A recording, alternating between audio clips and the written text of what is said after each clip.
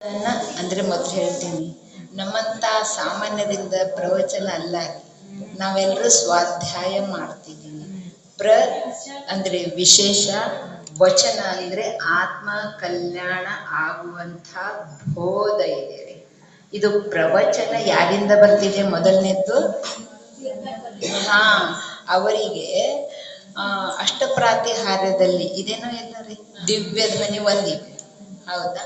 ಅದರಿಂದ ಸಮಸ್ತ ಜೀವರಾಶಿಗಳಿಗೆ ಸುಖ ಶಾಂತಿ ನೆಮ್ಮದಿ ಸಿಗಲೆಂದು ಈ ದಿವ್ಯ ಧ್ವನಿಯ ಮೂಲಕ ಅವರ ಸರ್ವಾಂಗದಿಂದ ನಿರೀಚ್ಛಾಭಾವದಿಂದ ಎಲ್ಲರಿಗೂ ಬೋಧಿಸುತ್ತಿದೆ. ಅಂದರೆ ಮೊದಲನೆಯದ್ದು ಅಂದರೆ ವಿಶೇಷ. ಯಾಕಂದರೆ ಸಾಮಾನ್ಯದಲ್ಲಿ ನಮ್ಮಲ್ಲಿ ವಚನ ಸಿಗ್ತಾವ ಇಲ್ಲ, ಒಂದೇ ಸಮಯ ಎಲ್ಲ ವಚನ. ನನ್ಗೆ ಆರಾಮ್ ತಪ್ಪಿದೆ ರೀ ಸ್ವಲ್ಪ, ಆದರೆ ಸಾಕು, ಇದು ತಿನ್ರಿ, ಇದು ತಿನ್ರಿ, ಇದು ಮಾಡ್ರಿ, ಇದು ಮಾಡ್ರಿ, ಇದಕ್ಕೆ ಎಲ್ಲರನ್ನೇ ಹೇಳ್ಬಿಡ್ತಾರ. ಇದೇನಿದೆ ವಚನ ಇದೆ. ಆದರೆ ಅಂತಂದ್ರೆ ವಿಶೇಷವಾದ ವಚನ ಇದೆ. ವಿಶೇಷವಾದ ವಚನ ಬರೀ ಭಗವಂತರಿಂದ, ತೀರ್ಥಂಕರರಿಂದ ಮಾತ್ರ ಸಿಗೋದು ಸಾಕಿದೆ. ಉಳಿದ 6 ಕೇಳಿದಾರಲ್ಲ, ಅವರು ಉಪದೇಶ ಕೊಡೋದಿಲ್ಲ, ಹೌದಾ? ಹಾಗಾದ್ರೆ ಇದು ಮೊದಲನೇದಂದ್ರು ಪ್ರವಚನ. ಅದನ್ನ ನಾವು ಭಕ್ತಿ ಮಾಡೋದಿದೆ. ಅದನ್ನ ಭಕ್ತಿ ಮಾಡುವಾಗ ಇಷ್ಟು ತಲ್ಲೀನಾಗ್ತಾನ ಈ ಜೀವ. ಭಗವಂತ, ಭಕ್ತಿ ಮತ್ತು ಭಕ್ತ ಇದೆಲ್ಲ ಒಂದಾಗಿ ಬಿಡುತ್ತಾರ, ಹೌದಾ? ಈ ತರ ನಮ್ದು ನಿಮ್ದು ಎಲ್ಲರದು ಈ ಪ್ರವಚನ ಭಕ್ತಿಯಲ್ಲಿ ಪೂರ್ಣ ರೂಪದಿಂದ ತನ್ಮಯ ಆಗಿ ನಾವು ನಮ್ಮ ಕಲ್ಯಾಣ ಮಾಡ್ಕೊಳ್ಬೇಕಾಗಿದೆ. ಇನ್ನು ವಿಶೇಷ ಹೇಳೋಣ. ಪ್ರವಚನ ಭಕ್ತಿ ಅಂದ್ರೆ ಮೊದಲು ತೀರ್ಥಂಕರದು. ಆಗಮ ಅಂದ್ರೆ ಏನು ರೀ? ಆಗಮ ಅಂದ್ರೆ ಏನು? ಆಪ್ತರಿಂದ ಬಂದಂತ ವಾಣಿ. ಮತ್ತೇನು? ಆಗಮ ಅಂದ್ರೆ ಆಪ್ತರಿಂದ ಗಣಧರರಿಗೆ, ಗಣಧರರಿಂದ ಮುನಿ ಮಹಾರಾಜರವರೆಗೆ ಆ ಧಾರಾಕಾರಿ ಆಗಮದ್ರೆ ಬರುವಿಕೆ. ಯಾಕಂದ್ರೆ ಪ್ರತಿ ಸಮಯ ನಮ್ಗೆ ತೀರ್ಥಂಕರ ಲಭ್ಯ ಇದೆ. ಚತುರ್ಥ ಕಾಲದಲ್ಲಿ ಮಾತ್ರ ನಮ್ಗೆ ತೀರ್ಥಂಕರ ಸಿಗಬಹುದಾರಿ. ಪಂಚಮ ಕಾಲದಲ್ಲಿ ಇದೀವಿ, ನಮಗೀಗ ಯಾರು ಬೋಧು ಕೊಡೋರು? ಗಣಧರರ ವಿದ್ಯಮಾನತೆ ಇಲ್ಲ, ಮುನಿರಾಜರಿದಾರ. ಅಂದ್ರೆ ಪರಂಪರಾನುಗತವಾಗಿ ಅವರಿಂದ ಇವರಿಗೆ, ಇವರಿಂದ ಇವರಿಗೆ ಬರ್ತಾರೆ. ಈಗ ಮುನಿರಾಜರು ಕೂಡ ಅಭ್ಯಾಸ ಮಾಡ್ತಿದಾರ. ಯಾವುದಿಂದ? ಶಾಸ್ತ್ರದಿಂದಾರೆ. ಅವ್ರು ಅಭ್ಯಾಸ ಮಾಡಿ ಮುನಿಗಳಾಗ್ತಾರಲ್ಲ. ಮೂಲಾಚಾರ್ಯ ಯಾರ್ದಿದೆ ರೀ? ಮುನಿ ಮಹಾರಾಜರದ್ದಿದೆ. ಅಂದ್ರೆ ಅವರು ಕೂಡ ಈ ತರದ ಅಭ್ಯಾಸ ಮಾಡಿ ಅದನ್ನ ಪರಂಪರಾನುಗತವಾಗಿ ಧಾರಾಕಾರವಾಗಿ ಬರಲೆಂದು, ಯಾವುದು ವಿಶೇಷವಾದಂಥ ವಚನ ಇದೆ ಅದು ಧಾರಾಕಾರವಾಗಿ ಬರಲೆಂದು ಬಹಳ ಶ್ರಮ ಪಟ್ಟಿದ್ದಾರೆ. ಗೊತ್ತಿದೆ. ಇದರಲ್ಲಿ ಮುಖ್ಯವಾಗಿ ಯಾರಿದ್ದಾರಂದ್ರೆ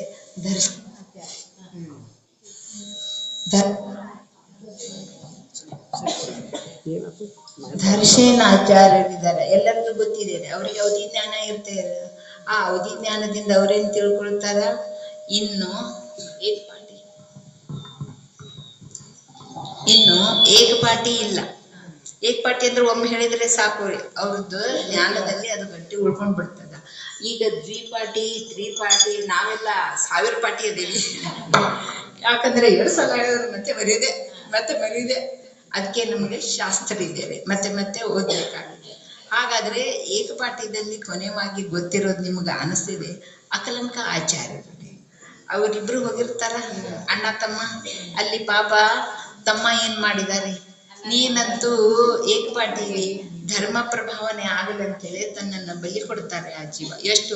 10-11 ವರ್ಷದಲ್ಲಿ. ಪ್ರವಚನ ಅಂದ್ರೆ ಆ ವಚನ ಧಾರಾಕಾರವಾಗಿ ಬರ್ಬೇಕನ್ನೋ ಉದ್ದೇಶ ಇದೆ ಇಲ್ಲ ರೀ. ಇಲ್ಲಿ ಕೂಡ ಹೇಗಿದೆ ಅಂದ್ರೆ, ಎಷ್ಟೊಂದು ಜನರಿಗೆ, ಜೀವರಾಶಿಗಳಿಗೆ ಮೋಕ್ಷ ಮಾರ್ಗ ಸಿಕ್ತು, ಸುಖ ಶಾಂತಿ ನೆಮ್ಮದಿ ಇದರಿಂದ ತಾನೇ ಸಿಗುತ್ತಿದೆ ಅಲ್ಲ ರೀ. ಅದಕ್ಕೋಸ್ಕರದ ವಚನ ಧಾರಾಕಾರವಾಗಿ ಬರಲಿ ಅಂತ ಹೇಳಿ ಎಷ್ಟೊಂದು ಮುನಿರಾಜರು ಕೂಡ ಕಷ್ಟ ಮಾಡಿದ್ದಾರೆ ನೋಡ್ರಿ. ಕೆಲವೊಂದ್ ಕಡೆ ಗ್ರಂಥಗಳ ಮೇಲೆ ರಕ್ತಹನಿಯ ಚಿಹ್ನೆಗಳು ಇದಾವ. ಗೊತ್ತಿರ್ಬೇಕಾ? ಗೊತ್ತಿದೆ? ಗೊತ್ತಿಲ್ಲ. ಅವರು ಜೀವರಾಶಿಯ ಕಲ್ಯಾಣದ ಸಲುವಾಗಿ ಅದನ್ನು ಬರಿಬೇಕಾದ್ರೆ ತಾಡೋಲೆ ಮೇಲೆ ಬರೆದ್ರ ಇಷ್ಟು ಕಠಿಣ ಇರ್ತದಲ್ಲ, ಅದನ್ನು ಬರೆಯುವಾಗ ಕೈಯಿಂದ ರಕ್ತ ಸೋರ್ತಿದೆ. ಈ ಕೆಲವೊಂದು ಬಹಳ ಪುರಾತನದ ಗ್ರಂಥ ಮೇಲೆ ಇದಾವ ಅಂತ ಹೇಳ್ತಾರೆ. ಮತ್ತು ನೀವು ಬೆಳಗೊಳದಲ್ಲಿ ಹೋದರೂ ಕೂಡ ಸಿಗ್ತೀರಿ. ಅಂದ್ರೆ ಅವರು ಎಷ್ಟು ಕರುಣಾಭಾವದಿಂದ ಮಾಡಿದ್ದಾರೆ. ಯಾಕಂದ್ರೆ ಇದು ವಿಶೇಷವಾದಂಥ ವಚನ ಏನಿದೆಯಲ್ಲ ಧಾರಾಕಾರವಾಗಿ ಸಮಸ್ತ ಜೀವರಾಶಿಗಳಿಗೆ ಸಿಗಲಿ. ನೋಡ್ರಿ, ಭಾವಲಿಂಗಿ ಸಂತರು ಯಾವ ಕಾಲದವರೆಗೆ ಇದ್ದಾರ? ಭಾವಲಿಂಗಿ ಸಂತರು ಕೊನೆಯವರೆಗೂ ಇದ್ದಾರ.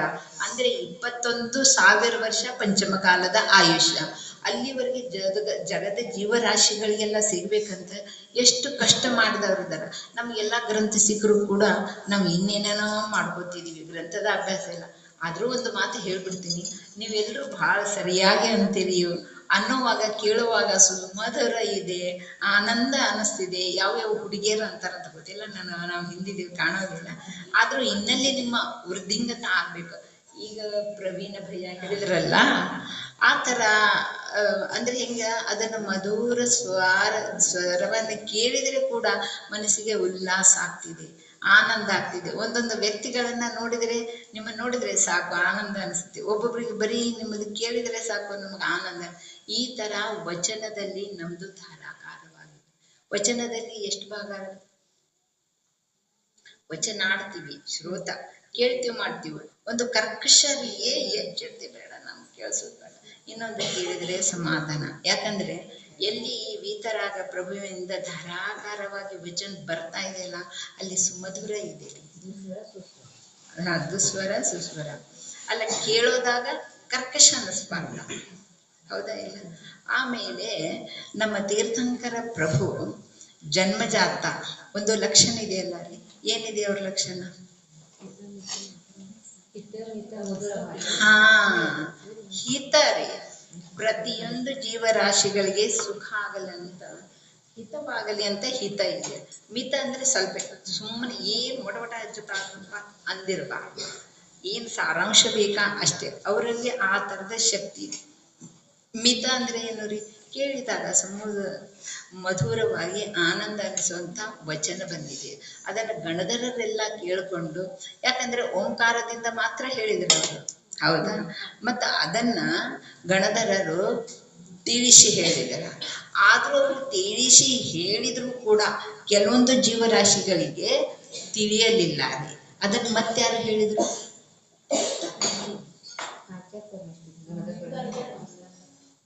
ಅದೇ ಗಣಧರರು ಹೇಳಿದರ. ಅದನ್ನು ಹೇಳಿರೋದು ಕೂಡ ಇನ್ನೊಬ್ಬ ವ್ಯಕ್ತಿ ಬಿಡಿಸಿ ಹೇಳಿದ ಅದನ್ನು. ಕರೆಕ್ಟ್. ಆ ದೇವ ಅಷ್ಟು ಇಲ್ಲದಿದ್ರು ಅರ್ಧಮಾಗದಿ ಭಾಷೆಯಿಂದ ಅವನು ಬಿಡಿಸಿ ಹೇಳಿದ. ಇದು ದೇವಕೃತದ 14 ಲಕ್ಷಣಗಳಲ್ಲಿ ಇದೊಂದು ಬರ್ತಿದೆ. ಮತ್ತೆ ಅರ್ಧಮಾಗದಿ ಭಾಷೆದಿಂದ ಬರ್ತಿದೆ.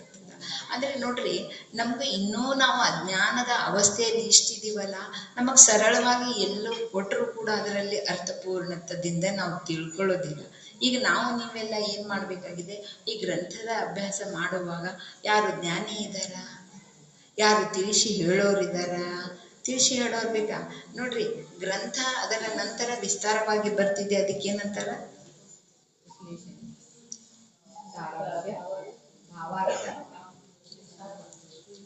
ಬಿಡಿಸಿ ಬಿಡಿಸಿ ಹೇಳ್ತಾರಲ್ಲ, ಟೀಕಾ ಗ್ರಂಥ ರೀ. ಈಗ ಸರ್ವಾರ್ಥ ಸಿದ್ಧಿದು ಮೋಕ್ಷಶಾಸ್ತ್ರ ಸರ್ವಾರ್ಥ ಸಿದ್ಧಿ ಅದೇನ ಟೀಕಾ ಅಂದ್ರೆ ಇದು ಹಿಂಗ ವ್ಯವಹಾರದಲ್ಲಿ ನೋಡ್ರಿ, ಏನ್ರಿ ನಿಮ್ ಟೀಕಾ ಮಾಡ್ತಾಳ ಗೊತ್ತಾ, ಅದು ಹಾಗೆ ಇದು ಹಾಗೆ ಇದು ಒಂದು ಶಬ್ದ ಇದ್ದದ್ದನ್ನ ಅವ್ರು 10-20 ಮಾಡ್ತಾರೆ. ಆ ತರ ಟೀಕಾ ಗ್ರಂಥ ಅಂದ್ರೆ ನಮಗ್ ತಿಳಿಯೋದಿಲ್ಲ, ಅಜ್ಞಾನಿ ಜೀವಿದೀವಿ. ಅದನ್ನ ಅವರು ಬಿಡಿಸಿ ಬಿಡಿಸಿ ಬಿಡಿಸಿ ಹೇಳ್ತಾರ. ಸೂತ್ರ ಎಷ್ಟು ಸಣ್ಣ ಸಣ್ಣ ಇದಾವಲ್ಲ ರೀ. ಆದ್ರೆ ನೀವು ಸರ್ವಾರ್ಥ ಸಿದ್ಧಿ ಗ್ರಂಥ ತಗೊಂಡ್ರೆ ಎಷ್ಟು ದೊಡ್ಡದಿದೆ. ಯಾಕಂದ್ರೆ ನಮ್ಮಂತ ಅಜ್ಞಾನಿ ಜೀವರ ಅದನ್ನ ತಿಳಿಸಿ ಹೇಳೋ ಸಲುವಾಗಿ ಟೀಕಾ ಗ್ರಂಥ. ಅಂದ್ರೆ ಎಷ್ಟು ಪ್ರತಿಯೊಂದರಲ್ಲಿ ಕೂಡ ನಮಗೆ ಇನ್ನೂ ಉತ್ಕೃಷ್ಟ ಮಾಡಿಕೊಟ್ಟಿದ್ದಾರೆ. ಕೊಟ್ಟಿದ್ದಾರೆ ಇಲ್ಲ? ಅದಕ್ಕೆ ಇವತ್ತು ಪ್ರವಚನ ಭಕ್ತಿ ಅಂದ್ರೆ ಮೂಲತಃ ಯಾವುದಿದೆ ಅಲ್ಲ ಅವರಿಗೆ ನಮನ. ಮೂಲತಃ ಯಾರು? 24 ತೀರ್ಥಂಕರರಿದ್ದಾರ. ಆಮೇಲೆ ಗಣಧರರಿಗೆ ಬಂತ, ಗಣಧರರಿಂದ ಮುನಿರಾಜರಿಗೆ ಆ ಗ ಮ ಅದನ್ನ ಆಮೇಲೆ ಧಾರಾಕಾರವಾಗಿ ತೆಗೆದುಕೊಂಡು ಬಂದ್ರು. ನೋಡ್ರಿ, ದರ್ಶನಾಚಾರ್ಯರವರಿಗೆ ಬರೀ ಏಕಪಾಟಿ ಇತ್ತ. ಬರೀ ಅವ್ರು ಹೇಳ್ತಿದ್ರ, ಎಲ್ಲರೂ ಕೇಳ್ತಿದ್ರ. ಇನ್ನು ಅವ್ರಿಗೆ ಅವಧಿ ಜ್ಞಾನದಿಂದ, ಯಾಕಂದ್ರೆ ಇದೆಲ್ಲ ಚತುರ್ಥ ಕಾಲದ ಕಥೆ. ಈಗ ಅವಧಿ ಜ್ಞಾನಿ ಮುನಿಗಳು ಇರೋದಿಲ್ಲ. ಈಗಿರೋರು ನಿಮಿತ್ತ ಜ್ಞಾನಿ ಮುನಿಗಳಿದಾರ. ಹೌದಾ? ಹಾಗಾದ್ರೆ ಅಲ್ಲಿ ಆಚಾರ್ಯಶ್ರೀ ಅವರ ಸ್ಮೌಷ್ಮಣದಲ್ಲಿ ಬೇಕಾದಷ್ಟು ಅವರೆಲ್ಲ ನಿಮಿತಿ ಜ್ಞಾನದಿಂದ ತಿಳ್ಕೊಂಡವರು ಬಹಳ ಇದ್ದವರು. ಅಂದ್ರೆ ಅವಧಿ ಜ್ಞಾನದ ಪ್ರಕಾರ ಅವರಿಗೆ ಗೊತ್ತಾಗ್ತಿದೆ. ಆವಾಗ ನಿಮ್ಗೆ ಗೊತ್ತಿದೆ ಅಲ್ಲ. ಆಧಾರ ಸೇನಾಚಾರ್ಯರು ಏನ್ ಮಾಡಿದ್ರ, ಇನ್ನು ನನ್ನದು ಕಾಲ ಬಹಳ ಅಂತ ಬರ್ತಾ ಇದೆ. ಹಾಗಾದ್ರೆ ಈ ಧರ್ಮವನ್ನ ಇಲ್ಲಿಗೆ ಬಿಟ್ಟು ಹೋದ್ರೆ ನಾನೊಂದಾಯ್ತಾ, ಉಳಿದ ಜೀವರಾಶಿಗೆ ಬೇಕಾ ಬೇಡ ರೀ? ಅದಕ್ಕೋಸ್ಕರ ಅವರು ಶ್ರಮ ಮಾಡಿದ್ರು. ಆ ಕಥೆ ಎಲ್ಲ ಎಲ್ಲರಿಗೂ ಗೊತ್ತಿದೆ. ಶ್ರುತ ಪಂಚಮಿ ಕಥೆ ಅಂತೂ ಎಲ್ಲರಿಗೂ ಗೊತ್ತಿದೆ. ಅಂದ್ರೆ ಒಂದು ಮಾತ ಇನ್ನೂ ಹೇಳ್ತೀನಿ. ನಾವು ತತ್ವಾರ್ಥ ಸೂತ್ರ ಹೇಳಿದ ಮೇಲೆ ಅಕ್ಷರ ಮಾತ್ರ, ಪದ, ವ್ಯಂಜನ, ಸ್ವರ ಇವುಗಳಲ್ಲಿ ದೋಷ ಆಗಿದ್ರೆ ಪ್ರಭು ನಾನು ನಿನ್ನ ಹತ್ರ ಕ್ಷಮೆ ಕೇಳ್ತಾ ಇದ್ದೀನಿ ಅಂತ ಕೇಳ್ತೀವಿ ನಾವೆಲ್ಲ. ಹಾಗಾದ್ರೆ ಅವರು ನೋಡ್ರಿ ಒಂದಕ್ಷರ ಹೆಚ್ಚಾಗಿತ್ತ, ಒಂದಕ್ಷರ ಕಡಿಮೆ ಆಗಿತ್ತ. ಅದಕ್ಕೆ ಯಾವ ಸೌಮ್ಯದ ಅಂತಹ ದೇವದೇವಿಯವರು ಅಲ್ಲಿ ಪ್ರತ್ಯಕ್ಷ ಆಗ್ಬೇಕಾಗಿತ್ತ, ಅಲ್ಲಿ ರಾಕ್ಷಸಿ ಪ್ರವೃತ್ತಿಯವರು ಆದ್ರು. ಹೌದಾ? ಯಾಕಪ್ಪ ಅಂದ್ರೆ ಆವಾಗ ಅವ್ರು ಕೇಳಿ ನೋಡಿದರ, ಒಂದು ಅಕ್ಷರ ಹೆಚ್ಚಾಗಿತ್ತ, ಒಂದು ಅಕ್ಷರ ಕಮ್ಮಿ ಆಗಿತ್ತ. ಹೋಗಿ ಇಬ್ರು ಜಗಳ ಮಾಡಿದ್ರ ದರ್ಶನಾಚಾರ್ಯ ಜೊತೆ. ನಮ್ಗೆ ಯಾಕೆ ಈ ತರ ಕೊಟ್ಟಿದ್ದಾರೆ? ಮಾಡ್ಲಿಲ್ಲ ರೀ. ನಮ್ಮ ಮಹಾಮುನಿರಾಜರು ಇಷ್ಟೊಂದಿದಾರ, ನಮ್ಮ ಪರೀಕ್ಷೆ ತಗೊಳಕತ್ತಾರಂತ ತಾವೇ ಅದರಲ್ಲಿ ಲೋಪ ಮತ್ತು ದೋಷವನ್ನ ತೆಗೆದು ಏನ್ ಮಾಡಿದಾರ, ತಾವೇ ಅದರದ ಸಿದ್ಧಿ ಮಾಡ್ಕೊಂಡ್ರ. ಅಂದ್ರೆ ಗುರುವಿನ ಮೇಲೆ ಕೂಡ ನಮ್ಗೆ ಎಷ್ಟು ಶ್ರದ್ಧಾ ಇರ್ಬೇಕಾಗ್ತಿದೆ. ಹೌದಾ ಇಲ್ಲ? ಅಷ್ಟು ಶ್ರದ್ಧಾ ಇದ್ದಾಗಲೇ ನಮಗೆ ಪ್ರಾಪ್ತ ಆಗುವುದು ಜ್ಞಾನ. ಈ ತರ ಧರಾಕಾರವಾಗಿ ಬಂದಿರುವಂತ ಈ ಪ್ರವಚನ ವಾತ್ಸಲ್ಯದ ಭಾವ, ಪ್ರವಚನ ಭಕ್ತಿ ಅಂದ್ರೆ ನಾವು ಮೂಲತಃ ಎಲ್ಲ ಶಾಸ್ತ್ರವನ್ನು ನೋಡ್ರಿ ಹೇಗಿದೆ. ಮೊದಲು ನಾವು ಕೇಳ್ಬೇಕು, ಎಲ್ರು ಕೇಳೋಣ. ಒಬ್ರು ಸ್ವಾಧ್ಯಾಯ ಬಂದಿದಾರ, ಅವ್ರು ಹೇಳ್ತಿದಾರ, ಆವಾಗ ನಾವೆಲ್ಲರೂ ಕೇಳೋಣ. ಆದ್ರೆ ಮನೆಗೆ ಹೋಗಿ ಸ್ವಯಂ ನೀವು ಅಭ್ಯಾಸ ಮಾಡ್ಬೇಕು. ಹೌದಾ? ಸ್ವಾಧ್ಯಾಯ ಮಾಡ್ಬೇಕಾಗ್ತಿದೆ. ಯಾಕಂದ್ರೆ ಅವ್ರು ಹೇಳಿದ್ರು ನಮ್ಮ ಜ್ಞಾನ ಹೆಚ್ಚಾಗ್ಬೇಕಾದ್ರೆ ನಮ್ದು ಸ್ವಯಂ ಪುರುಷಾರ್ಥ ಬೇಕಾಗ್ತಿದೆ. ಇವ್ರದ್ದು ಕೇಳಿ ಕತೆ ನನ್ಗೇನ್ ಬಹಳ ಗೊತ್ತಾಗಲಿಲ್ಲ. ಇವ್ರು ಹ್ಯಾಗ ಓದಿದ್ರು, ಪ್ರವೀಣ ಭಯ ಅಂತೀರಲ್ಲ, ಇವರು ಸ್ವಲ್ಪ ದೋಷ ಅಂದ್ರಲ್ಲ, ದೃಷ್ಟಿ ದೋಷ. ಇವ್ರು ಹ್ಯಾಗ ಅಭ್ಯಾಸ ಮಾಡಿರ್ಬೋದು ನನ್ಗೆ ಗೊತ್ತಿಲ್ಲ. ಆಮೇಲೆ ಯಾರಾದ್ರೂ ಹೇಳ್ರಿ ನನಗೆ. ಅವರು ಅಂದ್ರೆ ಇಷ್ಟು ಜ್ಞಾನ ಇದೆ ಇಲ್ಲ, ಆದ್ರೆ ಹೌದು ಅಭ್ಯಾಸ ಮಾಡಿ. ಹೌದಾ? ಅದಕ್ಕೆ ಇಷ್ಟು ತಯ್ಯ. ಮತ್ತು ಬ್ರಹ್ಮಚಾರಿ ಇರೋದ್ರಿಂದ ಅವರು ಇಡೀ ತಮ್ಮ ದಿನವನ್ನೆಲ್ಲ, ತಿಂಗಳವನ್ನೆಲ್ಲ, ಆಯುಷ್ಯ ಎಲ್ಲ ಅಲ್ಲ. ನಾವೇನಿದ್ದೀವಿ ಸಂಸಾರದಲ್ಲಿ ಸಿಕ್ಕಾಕೊಂಡಿದ್ದೀವಿ. ನಮ್ಗೆ ಬರೀ ಅಭ್ಯಾಸ ಮಾಡಿಲ್ಲ. ಆದ್ರೆ ಒಂದು ಮಾತು ಹೇಳ್ತೀನಿ, ಯಾವಾಗ ನಾವು ಈ ಸ್ವಾಧ್ಯಾಯದಲ್ಲಿ ಬಂದ್ವಲ್ಲ, ಆವಾಗ ಪೂರ್ಣ ಶ್ರದ್ಧೆ ಮಾಡಿದ್ವ. ಇನ್ನೊಂದಂತಂದ್ರೆ ಅಭ್ಯಾಸ ಭಾಳ ಮಾಡಿದ್ನಾರಿ. ನನ್ನ ಗಂಡ ನನ್ನ ಮಕ್ಕಳಿಗೆ ಅಡಿಗೆ ಮಾಡಿ ಹಾಕಿ ಅವ್ರು ಕಳ್ಸೋದಿದೆ. ಇಷ್ಟು ಮಾಡ್ತಿದ್ನೆಲ್ಲ. ಒಂದೊಂದ್ಸಲ ಏನೋ ನೋಡಿ ಗಿಡಿಯರು ಅಬ್ಬಾ ಇಷ್ಟು ಟೈಮ್ ಆಯ್ತಾ ಅಂತ ಆವಾಗ ನಾನು ನೋಡಿದಾಗ ಹೇಳ್ತಿದ್ವು. ಇಷ್ಟು ನೀವು ಕೂಡ ಅಭ್ಯಾಸ ಮಾಡಿದ್ರೆ ಎಲ್ಲರಿಗೂ ಬರ್ತದ ರೀ. ಎಲ್ಲರಲ್ಲಿ ಶಕ್ತಿ ಇದೆ ಅಲ್ಲ. ಸಮ್ಯಕ್ ದರ್ಶನ ಶಕ್ತಿ ಯಾರಲ್ಲಿ ಇಲ್ಲ ರೀ? ಎಲ್ಲರಲ್ಲಿ ಇದೆ ರೀ. ಅದನ್ನು ಪುರುಷಾರ್ಥ ಮಾಡ್ಬೇಕು. ಆ ತರ ಇಲ್ಲಿ ಕೂಡ ಯಾವ ಪ್ರವಚನ ಅಂದ್ರೆ ವಿಶೇಷ ವಚನ ಬರ್ತಾ ಬರ್ತಾ ಮೂಲದ ಗ್ರಂಥ ಏನಿದಾವಲ್ಲ, ಅದನ್ನ ನೀವು ನಾವೆಲ್ಲ ಅಭ್ಯಾಸ ಮಾಡ್ಬೇಕಾಗ್ತಿದೆ. ಅಭ್ಯಾಸ ಮಾಡಿದಾಗನೇ ನಮ್ಗೆ ಇದರೆಲ್ಲ ನೋಡ್ರಿ. ಸಮಯ ಸಾರದಲ್ಲಿ ಕುಂದಕುಂದಾಚಾರ್ಯರು ಮೊದಲೇ ಹೇಳಿದಾರ, ಪರ ಹಾಗೂ ಅಪರ ಉಪದೇಶ. ಪರ ಅಂದ್ರೆ ಪರಮ ಶ್ರೇಷ್ಠ ಅರ್ಹಂತ ಪ್ರಭು. ಅಪರ ಗುರು ಅಂತಂದ್ರೆ ಗಣಧರ ಸ್ವಾಮಿಯರಿ. ಹೌದಾ? ಆಮೇಲೆ ಅವರು ಯುಕ್ತಿಯ ಅವಲಂಬನೆ, ಆಗಮದ ಸೇವನೆ, ಯುಕ್ತಿಯ ಅವಲಂಬನೆ. ಮುಂದೆ ಏನ್ ಹೇಳಿದಾರ? ಸ್ವಸಂವೇದನ. ಸ್ವ ನೀನು ಮಾಡಿದಾಗ ನೀನು ಪೂರ್ಣ ಸಿಗುದು. ಈ ನಾಲ್ಕು. ಮೊದಲು ಪರ ಹಾಗೂ ಅಪರ ಗುರುಗಳ ಉಪದೇಶ. ಎರಡನೇದಂತಂದ್ರೆ ಯುಕ್ತಿಯ ಆಗಮದ ಸೇವನೆ, ಅಭ್ಯಾಸ ಮಾಡು. ಆಮೇಲೆ ಯುಕ್ತಿಯ ಅವಲಂಬನೆ ಅಂದ್ರೆ ನಿನ್ಗೆ ವಿವೇಕ ಇದೆ, ಬುದ್ಧಿ ಇದೆ, ಜ್ಞಾನ ಇದೆ, ಸ್ವಲ್ಪ ವಿಚಾರ ಮಾಡೋ ನೀನು. ಹೌದಾ ಇಲ್ಲ ರೀ? ಆ ವಿಚಾರ ಮಾಡಿ ಆಮೇಲೆ ಕೊನೆಗಂತಂದ್ರೆ ಸ್ವಸಂವೇದನೆ ಅಂದ್ರೆ ತನ್ನಿಂದ ನೋಡ್ರಿ, ನಿಶ್ಚಯದಿಂದ ನೋಡ್ರಿ. ಸ್ವಸಂವೇದನೆ ತನ್ನ ಆತ್ಮನ ಅನುಭೂತಿ ತಗೊಳ್ಳೋದಿದೆ. ಈಗೇನ್ ಮಾಡೋದಿದೆ, ನಾವು ಸ್ವಯಂ ಇಂಥ ಗ್ರಂಥಗಳ ಅಭ್ಯಾಸ ಮಾಡೋದಿದೆ. ಹೌದಾ? ಮತ್ತೆ ನನಗೆ ಇನ್ನೇನು ಅಭ್ಯಾಸ ಮಾಡ್ಲಾ, ಈ ತರದ ಸಂಸಾರದಲ್ಲಿ ಸಿಕ್ಕಾಕೊಂಡು ಏನೂ ಮಾಡೋದಿಲ್ಲ ರೀ. ನಾವು ಸ್ವಯಂ ಅದಕ್ಕೆ ಸಮಯ ತೆಗೆಯಲೇಬೇಕು. ಮತ್ತು ಇದನ್ನೆಲ್ಲವನ್ನು ಪ್ರಾಪ್ತ ಮಾಡ್ಕೋಬೇಕಾದ್ರೆ ಏನಿದೆ? ಯಾರು ಪ್ರಾಪ್ತ ಮಾಡ್ಕೊಳ್ಳೋಕ್ ಸಾಧ್ಯ ಇದೆ ಹೇಳಿ? ಯಾರು ಪ್ರಾಪ್ತ ಮಾಡ್ಕೊಳ್ಳೋಕ್ ಸಾಧ್ಯ ಇದೆ?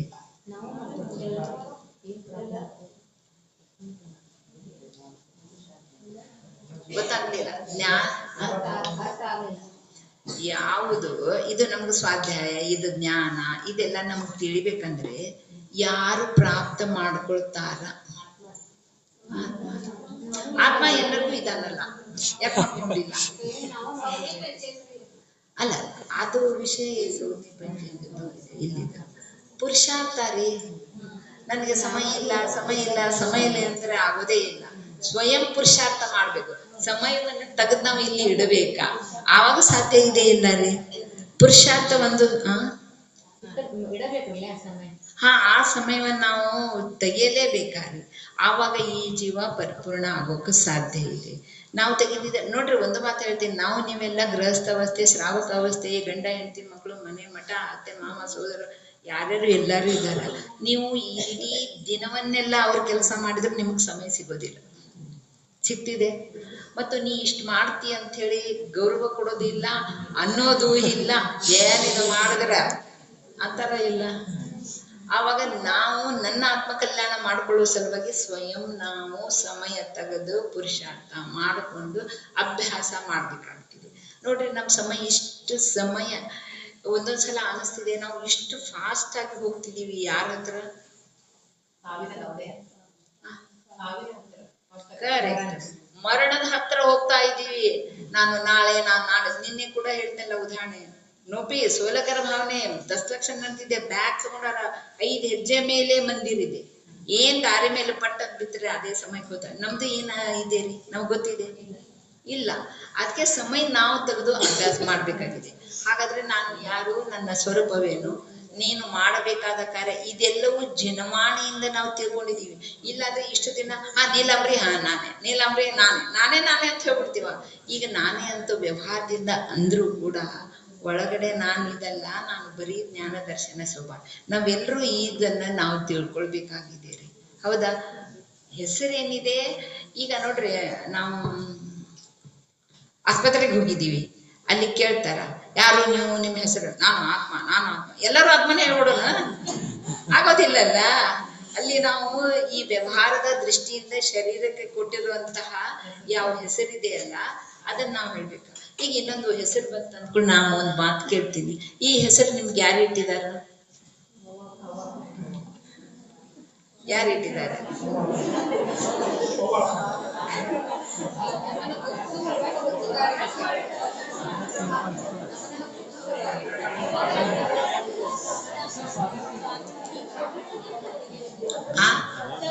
ಸೋದರತಿ. ಈಗ ನಿಶ್ಚಯದಿಂದ ಹೇಳ್ತೀನಿ ಕೇಳಿ. ನನ್ನ ಈ ಭವ ಬರುವಾಗ ನನ್ನ ಹೆಸರು ನಿಶ್ಚಿತ ನೀಲಾಂಬ್ರಿನೇ ಇತ್ತ. ಇವರೆಲ್ಲರೂ ನಿಮಿತ್ತ. ಯಾಕೆ ರೀ? ನಾಮಕರ್ಮದಲ್ಲಿ ಬರ್ತಿದೆ. ಆದ್ರೆ ಇದು ನಿಶ್ಚಿತ ಯಾಕಪ್ಪ ಇತ್ತಂದ್ರೆ, ಒಂದು ಉದಾಹರಣೆ ಯಾರಾದ್ರೂ ಹೇಳ್ಬೋದು? ಇದು ನಿಶ್ಚಿತ ನಂದು ಇತ್ತ ಹೆಸರು, ಅದಕ್ಕೆ ನಿಮಿತ್ತ ಆದ್ರು. ನನ್ ಗಂಡ ನನಗೆ ಹೆಸರು ಇಟ್ಟಿರು, ನಂದ ತಂದೆ ತಾಯಿ ಇಟ್ಟಿದ್ರು ಮಂದಾಕಿನಿ, ನನ್ ಗಂಡ ಇಟ್ರು ನೀಲಾಂಬರಿ ಅಂತ. ಅವತ್ತಿಂದ ನೀಲಾಂಬರಿ. ನಾನ್ ನಿಮಿತ್ತದಲ್ಲಿ ಹೇಳ್ಬೋದು ಗಂಡ ಇಟ್ಟ, ತಂದೆ ಇಟ್ರು, ತಾಯಿ ಇಲ್ಲ ರೀ. ನಂದು ಸ್ವಯಂ ಅದು ನಿಶ್ಚಿತ ಇತ್ತ. ಯಾಕೆ ಹೇಳ್ರಿ? ಇದಕ್ಕ ಯಾವುದರಿಂದ ನಾ ಹೇಳ್ಬೋದು ಇದು ನಿಶ್ಚಿತ ಅಂತ?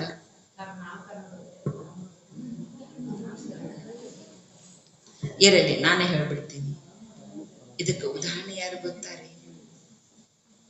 ಭವಿಷ್ಯದಲ್ಲಿ ಯಾರು ಷಷ್ಠಮ ಕಾಲದ ಆದ ಮೇಲೆ, ಪಂಚಮ ಆದ ಮೇಲೆ, ಚತುರ್ಥ ಕಾಲದಲ್ಲಿ ಯಾವ ತೀರ್ಥಂಕರರಾಗೋರಿದಾರ ಅವ್ರ ಹೆಸರು ಮೊದಲೇ ಫಿಕ್ಸ್ ಆಗಿದೆ. ಆ ತರ ನಂದು ಇದು ಫಿಕ್ಸ್ ಇತ್ತ.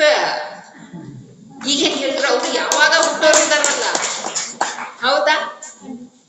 ಈ ತರ ಕೂಡ ಏನಾಯ್ತಾ? ಇಲ್ಲ, ನನ್ನನ್ನ ಕೇಳ. ಇದೇನೋ ಇಲ್ಲ ಅಂದ್ರೆ ನೀವು ಎಷ್ಟು ಚಿನ್ವಾಣಿಯ ಒಳಗಡೆ ಹೋಗ್ತೀರಲ್ಲ ಅಷ್ಟು ಎಲ್ಲ ನಮಗೆ ಜ್ಞಾನ ಆಗತ್ತೆ. ಈಗ ಕೇಳ್ತೀನಿ ರೀ, ಈ ಚರ್ಮ, ಈ ಹಲ್ಲು, ಈ ಮೂಗು, ಈ ಕಣ್ಣು, ಈ ತಲೆ, ಕೂದಲು ಎಲ್ಲವೂ ಯಾರಿಂದ ಬಂದಿದೆ? ಯಾರ ಆಶೀರ್ವಾದ? ತಂದೆ ತಾಯಿ ರಜಬೀರದಿಂದ ನಮ್ದು ಜನ್ಮ ಆಗಿಲ್ಲ. ಇದು ಬರೀ ನಿಮಿತ್ತದಲ್ಲೇ ಅವರಿದಾರ. ಹೌದಾ? ನಂದು ಆ ತರದ ಉದಯಿತ ಅಂತ ಬಂದಿದೀವಿ. ಈಗ ಕೂಡ ಹೇಳ್ತೀನಿ ರೀ, ಈ ಕಣ್ಣು, ಈ ಚರ್ಮ, ಅಯ್ಯೋ ದೇವ್ರಿಗೆ ಹೌದಿಲ್ಲ, ನನ್ಗೆ ಎಷ್ಟು ವಯಸ್ಸಾಯ್ತು, ಚರ್ಮ ಎಲ್ಲ ಸುಖಾಯ್ತು, ಈ ಸಮಯಕ್ಕೆ ಅದು ಅದೇ ತರ ಆಗುವುದಂತ ನಿಶ್ಚಿತ ಇದ್ದಾರೆ. ವೀತರಾಗನೆ ಸೋಸೋದಿಕ್ಕಿ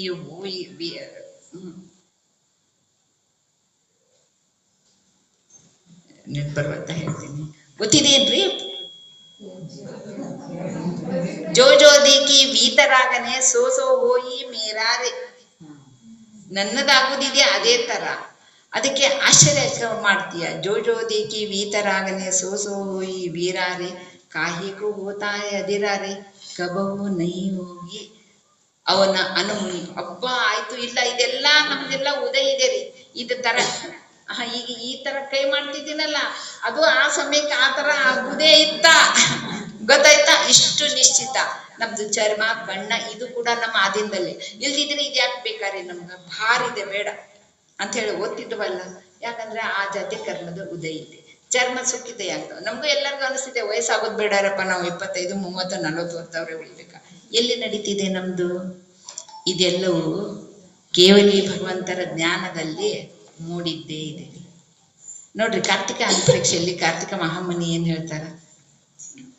301:2 ಏನಂದ್ರೆ, ಯಾವುದು ಯಾವ ಕಾಲದಲ್ಲಿ ಯಾವ ಕ್ಷೇತ್ರದಲ್ಲಿ ಯಾವ ಜೀವಕ್ಕೆ ಯಾವ ವಿಧಾನದಿಂದ ಆಗುವುದಿದೆ, ಅದು ಅದೇ ಕಾಲದಲ್ಲಿ ಅದೇ ಕ್ಷೇತ್ರದಲ್ಲಿ ಅದೇ ಜೀವಕ್ಕೆ ಅದೇ ನಿಮಿತ್ತದಿಂದ ಆಗುವುದು. ಅದನ್ನು ಸರ್ವಜ್ಞ ವೀತರಾಗ ಪ್ರಭುರ ಜ್ಞಾನದಲ್ಲಿ ತಿಳಿದು ಬಂದಿದೆ. ಅದನ್ನು ಇಂದ್ರ, ನರೇಂದ್ರ, ಜಿನೇಂದ್ರರು ಕೂಡ ಕಿಂಚಿತ್ತು ಬದಲಾವಣೆ ಮಾಡೋಕ್ಕ ಸಾಧ್ಯವಿಲ್ಲ.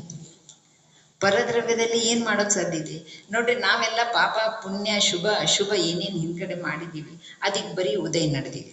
ಹಾಗಾದ್ರೆ ಸಂಕ್ರಮಣ ಅನ್ನೋ ಒಂದು ಕರ್ಮದ ಭೇದ ಇದೆ. ಆ ಸಂಕ್ರಮಣದಲ್ಲಿ ಪುಣ್ಯ ಇರೋದು ಪಾಪ ಆಗ್ತದೆ, ಪಾಪ ಇರೋದು ಪುಣ್ಯ ಆಗ್ತಿದೆ.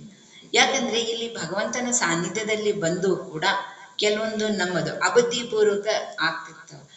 ಅದಕ್ಕೆ ಏನೋ ವಿಷಯ ಬಂತು ಹೇಳ್ತೀನಿ. ಯಾರ್ಯಾರೋ ಶಾಸ್ತ್ರದ ಮೇಲೆ ಇವನ್ನೆಲ್ಲ ಇಡ್ತಾರ, ಅದು ತಪ್ಪಿದೆ. ಜಿನ್ವಾಣಿ ಮಾತೆ ಇದ್ದಾರೆ ಅವರು. ಎಷ್ಟಾಗ್ತಿದೆ ಅಷ್ಟು ವಿನಯದಿಂದ ನಾವು ಇರ್ಬೇಕಾಗ್ತಿದೆ. ಕೊನೆಗೆ ಲಾಸ್ಟಿಗೆ ಆ ಶಾಸ್ತ್ರ ಈ ತರ ಜಾಡಿಸ್ಬೇಕು. ಅದರಲ್ಲಿ ಅಕ್ಕಿ ಬಿದ್ದಿರ್ತಾವಲ್ಲ, ಅವು ಸಿಕ್ಕ ಹಾಕ್ಬೇಕಂತ ಇಷ್ಟನ್ನ ಮಾಡಿ. ಮತ್ತೊಂತಂದ್ರೆ ನಾವು ಇಲ್ಲಿ ಕೂತಾಗ ಕೂಡ ಶುದ್ಧಿ ಬೇಕಾದ್ರೆ. ಶುದ್ಧಿ ಯಾವ ತರ ಅಂದ್ರೆ, ಕೂದಲಿನಲ್ಲಿ ಕೈ ಹಾಕುದು, ಈ ಇದರಿಂದ ಅಲ್ಲಿ ಇಲ್ಲಿ ತಿಕ್ಕುದು ಮಾಡೋದು ಕೂಡ. ಕೂದಲೇನಿದೆ? ಮಲ ಇದೆ, ಮಲ ಇದೆ ರೀ, ಹೌದಾ ಇಲ್ಲ? ಅದಕ್ಕೆ ಆ ಮಲ ಇರುವುದರಿಂದನೇ ಇಲ್ಲಿ ಬಿದ್ಕೊಂಡ್ ಬಿಡ್ತದ. ಅದು ಯಾರ್ದು? ಯಾರ್ದು ಇಲ್ಲಿ ಬಿದ್ಕೊಂಡ್ ಬಿಡ್ತದ.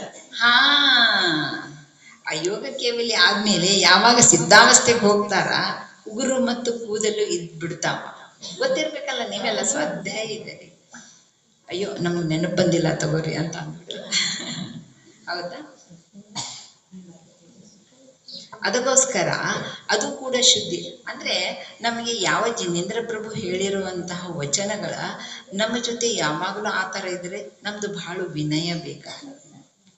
ವಿನಯ ಇದೆ ನೋಡ್ರಿ. ಒಂದು ಕಡೆ ಏನಾಗ್ಬಿಡ್ತಿತ್ತ, ಶ್ರುತ ಪಂಚಮನಿ ಮಾಡ್ತಿದ್ರ ಒಂದು ಬಂದಿರ್ದಾಗ, ನಾ ಜಸ್ಟ್ ಹೋಗೋದಕ್ಕೆ ಅವ್ರು ಅದನ್ನ ಇಟ್ಟು ಹಾರ ಹಾಕಿ ಏನೇನು ಮಾಡಿ ಪೂಜಾ ಮಾಡಕತ್ತಿದ್ರ. ಆಮೇಲೆ ನಾನು ಹೋಗಿ ಕೇಳಿದ್ನ, ಇದನ್ನ ಪೂಜಾ ಮಾಡ್ತಿದ್ದೀರ, ಅದನ್ನ ಬಿಚ್ಚಿದ್ದೀರಿ ನೋಡಿದಿರಿ? ಇಲ್ಲ, ಅದನ್ನ ತಗೊಳ್ಳೋದು ಇಡುದು ಮತ್ತೆ ಮುಂದಿನ ವರ್ಷ ಹಂಗ. ಬಿಚ್ಚಿದ್ರೆ ಎಲ್ಲ ಹುಳು ಆಗಿದ್ದಾವ ರೀ. ನೀವು ಯಾರು ಪೂಜೆ ಮಾಡ್ತಿದ್ದೀರಿ? ಈ ವಿಷಯವಲ್ಲ ಯಾವುದು, ಶಾಸ್ತ್ರ ಏನಿದೆ. ಜಿನೇಂದ್ರ ಪ್ರಭುವಿನ ವಾಣಿ ನೋಡ್ರಿ, ಶಾಸ್ತ್ರ ಆಮೇಲೆ ಗುರು ಇದ್ದಾರ. ಯಾಕಂದ್ರೆ ಶಾಸ್ತ್ರ ಅಂದ್ರೆ ಜಿನೇಂದ್ರ ಪ್ರಭುವಿನ ವಾಣಿಯನ್ನ ದ್ರವ್ಯ ಶ್ರುತದಿಂದ ನಮಗ್ ಸಿಕ್ಕಿದೆ ರೀ ಇದು. ಈಗ ನಮಗೆ ಜಿನೇಂದ್ರ ಪ್ರಭುವಿನ ವಾಣಿ ಅಂತ ಸಿಗಕ್ ಸಾಧ್ಯ ಇಲ್ಲ, ಭಾವಲಿಂಗಿ ಸಂತರ ಸಿಗಕ್ ಸಾಧ್ಯ ಇಲ್ಲ. ನಾವು ಅಲ್ಲಿ ಹೋಗಿ ಕೇಳ್ಬೇಕಂದ್ರೆ ಇದೇನು ಮತ್ತೆ. ಯಾಕಂದ್ರೆ ಮುಖ್ಯ ಮೂಲತದಿಂದ ಇದು ಪಂಚಮ ಕಾಲ ಇದೆ ರೀ. ನಮಗ್ ಬಹಳ ಅನಿಸ್ತಿದೆ ಈ ತರ ಮಾಡ್ಬೇಕಂದ್ರೆ. ಮತ್ತೆ ಆ ತರದ ನಮ್ದು ಕಾಯದ್ದು ಇದೇನೋ ಇಲ್ಲ, ಆ ತರದ ಕರ್ಮದ ಉದಯನೂ ಇದೆ ಇಲ್ಲ. ಅದಕ್ಕೆ ಹೇಳಿದ್ನ, ಈ ಶರೀರದಲ್ಲಿಯ ಯಾವ ಭಾಗ ಕೂಡ ಅದರ ಮೇಲೆ ನಮ್ಮ ಅಧಿಕಾರ ನಡೆಯೋದೇ ಇಲ್ಲ. ಈ ಶರೀರದಲ್ಲಿ ಅತಿ ಅಂದ್ರೆ ಶಕ್ತಿಹೀನ ಇರುವಂತ ಒಂದು ಕೂದಲನ್ನ ನಾವು ಬಿಳಿ ಆಗಿರೋದನ್ನ ಕಪ್ಪ ಮಾಡಕ್ ಸಾಧ್ಯ ಇಲ್ಲ. ಬೇಡಾದ ಜಾಗದಲ್ಲಿ ಬರೋದನ್ನ ಬಾರದ ಹಾಗೆ ತಡೆಯೋ ಶಕ್ತಿ ಇಲ್ಲ. ಇನ್ನು ಇಡೀ ಶರೀರದಲ್ಲಿ ಎಲ್ಲ ನಾವು ಏನ್ ಬದಲಾವಣೆ ಮಾಡ್ತೀವಿ ನಿಮಿತ್ತದಿಂದ. ಹೌದು, ನಾನು ಬಣ್ಣ ಹಚ್ಕೊಂಡ್ಬಂದಿದ್ದೆ. ನಿನ್ನೆ ಯಾರು ಅವ್ರ ಪ್ರಶ್ನೆ ನಾನು ಕೇಳಿದ್ರಿ, ಯಾಕ್ರಿ ನೀವು ಕೂದಲು ಬಣ್ಣ ಹಚ್ಕೊಂಡಿಲ್ಲ ಅಂತ. ಅದಕ್ಕೊಂದೇ ಉತ್ತರ ಹೇಳಿಲ್ಲ. ಯಾವ ಸ್ಥಾನದಲ್ಲಿ ಕೂತ್ಕೊಂಡು ನಾವು ಸತ್ಯ ಜನ್ಮವಚನವನ್ನ ಹೇಳ್ತಾ ಇದ್ದೀವೋ, ಶರೀರ ಭಿನ್ನ ಇದೆ, ಆತ್ಮ ಭಿನ್ನ ಇದೆ, ಅದಕ್ಕೆ ಸ್ವತಂತ್ರಕ್ಕೆ ಬಿಡುತ್ತಿದ್ದೀರಿ. ಹೌದಾ ಇಲ್ಲ? ಹಾಗಿದೆ ಹಾಗೆ ನೋಡ್ರಿ. ನೀವು ಯಾರು ಟಿಕ್ಲಿ ಹಚ್ಕೊಂಡ್ಬಿಡ್ತೀರಿ, ಮುನಿರಾಜರಿಗೆ ಆಹಾರ ಕೊಡುವಾಗ ಅದನ್ನು ತೆಗೆದಿರ್ತೀವಿ. ಅಂದ್ರೆ ದೇವ ಶ್ರೇಷ್ಠನೋ ಮುನಿರಾಜರ ಶ್ರೇಷ್ಠ? ಯಾರ ಶ್ರೇಷ್ಠ? ಹೌದಾ? ಅವರು ಕೂಡ ಪ್ರತಿ ಸಮಯ ಭಗವಂತನ ನಾಮಸ್ಮರಣೆ ಮಾಡಿ ದರ್ಶನ ಮಾಡಿ ಕರ ಹಿಡಿದು ಆನಕ್ಕೆ ಹೋಗ್ತಾರೆ. ಮತ್ತು ಅಲ್ಲಿ ಈ ತರ ಮಾಡ್ತೀರಿ, ಇಲ್ಲಿ ಅಂದ್ರೆ ಕೆಲವೊಂದು ನಾವು ಅಭ್ಯಾಸ ಮಾಡಿದ ಮೇಲೆ ಈ ಶರೀರಕ್ಕೆ ಯಾವುದೂ ಇಟ್ಕೊಂಡಿಲ್ಲ ರೀ ಹಚ್ಕೊಳ್ಳೋದು. ಕಪ್ಪಾಗಿ ಸುಟ್ಟು ಹೋಗಿದೆ ಏನೋ ನನ್ನ ಬಣ್ಣ. ಯಾಕ್ರಿ ಇವತ್ತು ನಾನೇನು ಹಚ್ಕೊಂಡೇ ಇಲ್ಲ. ಯಾವಾಗ ತಿರುತ್ತೋ ಆವತ್ತಿಂದ ನಾವು ಒಂದು ಗಂಧ ಹಚ್ಕೊಳ್ತೀವಿ, ಮುಖಕ್ಕೇನೋ ಹಚ್ಕೊಳ್ಳೋದಿಲ್ಲ. ಯಾಕೆ? ಯಾವಾಗ ನಮ್ಗೆ ಈ ಸಿದ್ಧಾಂತದಿಂದ ಇವೆಲ್ಲ ಗೊತ್ತಾದವಲ್ಲ, ಆವಾಗ ನಾವು ಹೇಳುವಾಗನೇ ನಾನೇ ಆ ಥರ ಮಾಡಿದರೆ ನೀವೇ ಹಾಗಾದ್ರೆ ನನ್ಗೆ ಬೆಲೆ ಕೊಡೋಕೆ ಸಾಧ್ಯ ಇದೆ. ನಾನು ಆ ಥರ ಆಚರಣೆ ಮಾಡಿದರೆ ಮಾತ್ರ ನೀವು ಒಪ್ಕೋಬಹುದು. ನನ್ನ ಆಚರಣೆ ಕೂಡ ಬೇಕಿಲ್ಲ ರೀ. ಅಂದ್ರೆ ನಾವೇ ಕೂತು ಈ ತರ ಶರೀರದಿಂದ ಆದಂದ್ರೆ ನೋಡ್ರಿ, ಒಂದು ಕಡೆ ಬರ್ತದ, ಆ ಶರೀರದ ಮೇಲೆ ನಾವು ಪ್ರಹಾರ ಮಾಡ್ತೀವಿ ರೀ, ಅನ್ಯಾಯ ಮಾಡ್ತೀವೋ ಇಲ್ಲ ರೀ. ಅದು ಹೆಂಗ್ ಬೇಕಂತ ಸ್ವತಂತ್ರ ಇರ್ಲಲ್ಲ. ಹೌದಾ ಇಲ್ಲ? ನಾವು ಆವಾಗಲೇ ಕೂದಲು ಕತ್ತರಿಸೋದಿಲ್ಲ, ಪಾರ್ಲರ್ಗ ಹೋಗೋದಿಲ್ಲ. ಇವು ಕೆಲವೊಂದೆಲ್ಲ ಮಾಡ್ಕೊಂಡು ಯಾಕಪ್ಪ ಅಂದ ಯಾರ್ಯಾರು ನಗ್ತಾರ ಹುಡುಗಿಯರು. ನಾವು ಕೂದಲು ಕತ್ತರಿಸೋದು ಒಂದೇ ನೇಮ್ ಇಟ್ಕೊಂಡೀನಿ. ಒಂದು ವೇಳೆ ಈ ಭಾವದಲ್ಲಿ ಈ ಪರ್ಯಾಯದಲ್ಲಿ ಒಂದು ವೇಳೆ ಗಣನೀಯ ಆಗಿಲ್ಲ, ಮೊದಲನೇದೇನಿದೆಲ್ಲ ಅವರು ಕೂದಲನ್ನ ಅಲ್ಲಿವರೆಗೆ ಕೂದಲು ಕತ್ತರಿ ಹಚ್ಚೋದಿಲ್ಲ. ಆಗಲಿ ಅಂತ ಭಾವ ಇದೆ ನಮ್ದು, ಆಗ್ತಿದೆ ಗೊತ್ತಿಲ್ಲ, ಆದ್ರೆ ಭಾವ ಆ ಥರ ಮಾಡೋದಿದೆ ಎಲ್ಲರೂ. ಯಾಕಂದ್ರೆ ನಾವು ಚಾರಿತ್ರವನ್ನ ಇದೆಲ್ಲ ಯಾಕೆ ಗೊತ್ತಾಯ್ತು ನಮ್ಗೆ? ಶಾಸ್ತ್ರದಿಂದ ಗೊತ್ತಾಯ್ತು. ಹೌದಲ್ಲ? ಎಷ್ಟು ನಾವು ಈ ಶರೀರದ ಮೇಲೆ ಅತ್ಯಾಚಾರ. ಇನ್ನು ಒಂದು ಸಾಮಾನ್ಯವಾಗಿ ಹೇಳ್ತೀನಿ ಕೇಳ್ರಿ, ನೀವು ಏನು ನಾನು ಕೆಳಗಿಳಿದು ಹೋದ್ಮೇಲೆ, ನನ್ನ ರೂಮಿಗೆ ಹೋದ್ಮೇಲೆ ಎಲ್ಲರೂ ಕೂತ್ಕೊಂಡು ಚರ್ಚೆ ಮಾಡಿ ನನ್ನ ಬೈದ್ರು ಅಡ್ಡಿಲ್ಲ, ನನಗೇನು ಆಗ್ತದೆ. ಏನ್ ಗೊತ್ತಾಯ್ತಾ? ಕೊನೆ ಪಕ್ಷ ಮಂದಿರಕ್ಕೆ ಬರೋವಾಗ ನೈಸರ್ಗಿಕ ನಮ್ದು ಏನಿದೆ ಹಂಗೆ ಬಂದು ನಮ್ಮನ್ನು ಮಾಡಿ ಹೋಗಿ ನಿಮ್ಮ ಮನೇಲಿ ಹೆಂಗ್ ಬೇಕೋ ಹಂಗೆ ಮಾಡ್ಕೊಂಡು. ಇನ್ನೊಂದು ಅಷ್ಟಮಿ ಚತುರ್ದಶಿಯಲ್ಲಿ ನನ್ನ ಸ್ವರೂಪ ಹೇಗಿದೆ ಆ ಥರ ಬಂದು ಅಷ್ಟಕರ್ಮ ನಾಶ ಆಗ್ಲಿ ಅಂತ 8 ದ್ರವ್ಯಗಳನ್ನ ತಗೊಂಡು ನಾವೇನ್ ಮಾಡ್ತಿದ್ದೀವಿ? ಪೂಜೆ ಮಾಡ್ತಿದ್ದೀವಿ. ಹೌದಾ? ಹಾಗಾದ್ರೆ ಆ ಥರ ಮಾಡ್ಕೊಳ್ಳೋದಿದೆ. ಇನ್ನೊಂದು ಹೇಳ್ಬೇಕಂದ್ರೆ ಕೊನೆ ಪಕ್ಷ ಸ್ಥೂಲಕರ ಭಾವನೆ 10 ಧರ್ಮ. ಇವಾಗಾದ್ರೂ ಇದೊಂದು ಸಂಯಮ ಇದೆ. ಇಲ್ಲಿ ನಮ್ಮನ್ನ ಯಾರು ನೋಡ್ತಾರ ಹೇಳ್ರಿ? ಎಲ್ರೂ ಬಿಳಿ ಡ್ರೆಸ್ ಹಾಕೊಂಡು ಕೂತಿದ್ದಾರೆ, ಯಾರಂತ ಲಘು ಗೊತ್ತೂ ಆಗೋದಿಲ್ಲ. ಹೌದಾ ಇಲ್ಲ? ನಂದು ಹೇಳೋದಿದೆ, ನಿಮ್ಗೆ ಅದಕ್ಕೆ ಹೇಳಿದ್ದೀನಿ, ಬೈಯೋರಿದ್ರೆ ಬೈಯಿರಿ, ಆದ್ರೆ ನನ್ಗೆ ಈ ತರ ಅನಿಸ್ತೀವಿ. ಇದಾವಲ್ಲ ಭಾರಿ ಸುಖ. ಅಂದ್ರೆ ಕೊನೆ ಪಕ್ಷ ಇಷ್ಟ ಆದ್ರು ನಾನು ನಮ್ಮವ್ರಿಗೆಲ್ಲರಿಗೂ ಎಲ್ಲರೂ ಹೇಳ್ಬಿಡ್ತೇನೆ, ಮಂದಿರ್ಕ ಬಂದು ಹೋದ್ಮೇಲೆ ಏನೇನು ಹಚ್ಕೋತೀರ ಹಚ್ಕೊಟ್ರಿ ನೀವೆಲ್ಲರೂ. ಹೌದಾ? ಅಷ್ಟಾದ್ರೂ ಪಾಲನೆ ನೋಡ್ರಿ. ಜೈನ ಧರ್ಮ ಸಿಗೋದು ಅದಾವುದೋ ಮಹಾನ್ ಪುಣ್ಯ ಕರ್ಮದ ಉದಯದಿಂದ. ಯಾಕೆ ಜೈನ ಧರ್ಮ ಸಿಕ್ಕರೆ ಮಹಾಶ್ರೇಷ್ಠ ಇಲ್ಲ? ಮಹಾನ್ ಅಹಿಂಸಾಮಯ ಧರ್ಮ ಇದೆ ರೀ ಇದು. ಇಂಥ ನಮ್ದು ನಿಮ್ದು ಸಿಗಬೇಕು, ಜಿನ್ಮಾಣಿ ಸಿಗಬೇಕು ಅಂತಂದ್ರೆ ಸುಮ್ಮನೆ ಆಗಿದೆ? ಅಷ್ಟಾದ್ರೂ ಇದು ಸಂಯಮ ಧರ್ಮ ಪಾಲನೆ ಮಾಡೋರು ದೇವಲೋಕ ನರಕಲೋಕ ಅಥವಾ ತಿರ್ಯಂಚದಲ್ಲಿ ಆಗೋದೇ ಸಾಧ್ಯ ಇಲ್ಲ. ಅದೇ ಪ್ರಕಾರ ಪ್ರತಿ ಸಮಯ ನಾವು ವೀತರಾಗ ಭಗವಂತರಿಗೆ, ಜಿನವಾಣಿ ಮಾತಿಗೆ, ಮುನಿಗ ರಾಜರಿಗೆ ಅವ್ರ ಹತ್ರ ಕೂಡ ನಾವು ಸಂಯಮದ ಪಾಲನೆಯಿಂದ ಈ ಆಚರಣೆಯನ್ನ ಮಾಡೋಣ. ಮತ್ತು ನನ್ನ ಸಮಯ ಆಯ್ತಾ? ಇನ್ನು ಅದಕ್ಕೆ ಆಯ್ತಾ? ಅದಕ್ಕೋಸ್ಕರ ನಾವು ನೀವೆಲ್ಲ ಪ್ರವಚನ ಭಕ್ತಿ ಮಾಡೋದಿದೆ. ಭಕ್ತಿ ಇದರರ್ಥ ಶಾಸ್ತ್ರವನ್ನ ತೆಗೆದು ಸ್ವಚ್ಛ ಮಾಡಿ ಅದನ್ನು ಸರಿಯಾಗಿ ಇಟ್ಟು ಅದಕ್ಕೆ ನಮಸ್ಕಾರ ಮಾಡುವುದಲ್ಲ ರೀ. ಅದನ್ನ ನಾವು ಅಭ್ಯಾಸ ಮಾಡಿ ನನ್ನ ಜೀವನದಲ್ಲಿ ಅಳವಡಿಸಿಕೊಳ್ಳುವುದಿದೆ. ಅದೇ ಪ್ರವಚನ ಭಕ್ತಿ ಇದೆ. ಇಲ್ದಿದ್ರೆ ಹಂಗೆ ಶಾಸ್ತ್ರಗಳು ಎಷ್ಟು ರಾಶಿ ರಾಶಿ ಇಟ್ಟು ಈಗ ಹೇಳಿದ್ನಲ್ಲ ನಾನು ಶ್ರುತ ಪಂಚಮಿ ದಿನ ಅವರು ಪ್ರತಿ ವರ್ಷ ಅದು ಕಟ್ಟಿದ್ ಹಂಗೆ ಇಡುದು ಅಲ್ಲಿ ಇಡುದು ಅದು ಪೂಜೆ ಮಾಡುದು ಹಾರಕ್ಕೆ ಅಲ್ಲ ರೀ ಇದು ಶ್ರುತ ಪಂಚಮಿಯ ಹಬ್ಬನ ಅಲ್ಲ ಏನು ಅಲ್ಲ. ಅದಕ್ಕೋಸ್ಕರ ಸಮಯ ಆಗಿದೆ ಅಂತ ವಿಷಯ ಏನು ಬೇಕಾದಷ್ಟು ಇರ್ತದ. ಇಲ್ಲಿ ವಿರಾಮ ಮಾಡ್ತೀನಿ. ಸ್ವಲ್ಪ ನಾನು ಧರ್ಮದ ಹೇಳ್ಬೇಕಂತಿದ್ನ ಸಂಜೆ ಹೊತ್ತಿಗೆ ನನಗೆ ಸಮಯ ಕೊಡಿ ಆಯ್ತಾ. ಇಲ್ಲಿಗೆ ವಿರಾಮ ಮಾಡುತ್ತಾ ನಮ್ಮ